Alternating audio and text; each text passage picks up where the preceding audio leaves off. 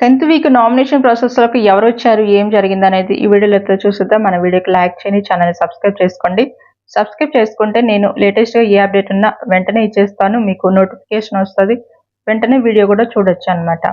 ఫస్ట్‌గా చూస్తే మాత్రం నామినేషన్ ప్రాసెస్ ఎలా ఉండబోతుందంటే, ఒక కలర్ నామినేషన్ అనమాట. ఇది కూడా చూస్తే వాటర్ అనేది మీద పోసి నామినేషన్ అనేది అంటే పైనుంచి అంటే షవర్ నుంచి మనకి వాటర్ ఎలా వస్తుందో బాడీ మొత్తం కూడా పడుతుంది అనమాట. అది కూడా చైర్లో కూర్చుంటే ఆ వాటర్ అనేది పడుతుంది అనమాట.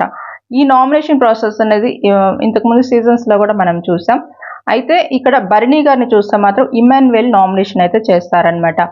ఇక నెక్స్ట్ చూస్తే మాత్రం సంజన గారిని చూస్తే మాత్రం గౌరవ్ నామినేషన్ అయితే చేస్తారనమాట. ఇక నెక్స్ట్ చూస్తే మాత్రం కళ్యాణ్ వచ్చేసి ఇక్కడ నిఖిల్ని నామినేషన్ అయితే చేస్తారు. రీతు దివ్యాని నామినేషన్ అయితే చేస్తుంది అనమాట.